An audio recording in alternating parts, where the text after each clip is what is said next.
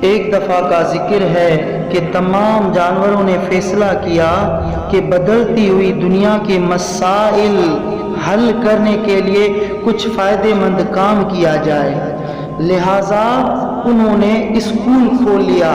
School کے لیے ایسا نصاب سلیبس بنایا جس کی بدولت جانوروں میں دوڑنے، چڑھنے، تیرنے اور اڑنے کی صلاحیتیں پیدا کی جا سکیں۔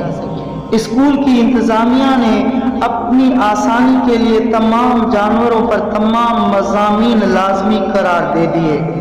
بطخ تیراکی میں ماہر تھا، اتنا ماہر کہ اس کا ٹیچر بھی اس کا مقابلہ نہیں کر پاتا تھا، لیکن پریشانی اس وقت پیدا ہوئی جب وہ اڑنے میں بمشکل پاس ہوا اور دوڑنے میں تو فیل ہی ہو گیا، چونکہ وہ دوڑ کے مضمون میں کمزور تھا۔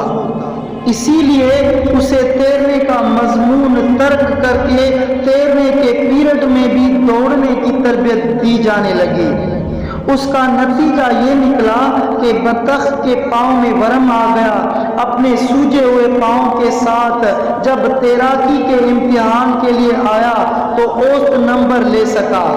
یہ اس کی خوش قسمتی تھی کہ اوسط نمبر بھی قابل قبول تھے، لہٰذا کسی نے پریشانی ظاہر نہیں کی سوائے بطخ کے۔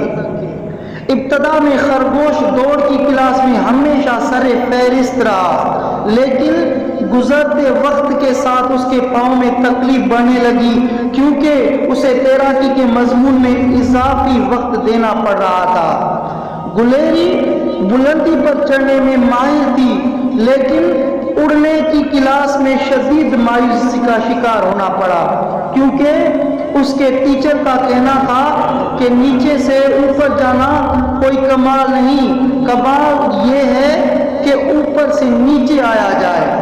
مسلسل تکلیف کی وجہ سے چڑھنے کے مضمون میں سی جبکہ اڑنے کے مضمون میں ڈی گریڈ آیا۔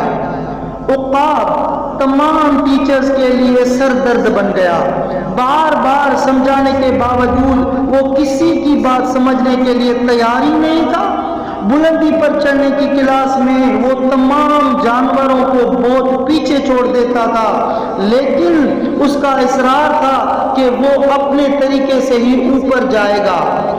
جنگل کا ہنستا بستا ماحول اداس ہو گیا۔ وہ جانور جو ہر وقت اپنی زندگی میں مگن رہتے تھے، جو دیگر جانوروں کو اڑتا، دوڑتا، تیرتا یا درختوں اور چٹانوں پر چڑھتے دیکھ کر خوش ہوتے تھے، آج اس فکر میں غرق تھے کہ وہ کب ان کی طرح بن سکیں گے۔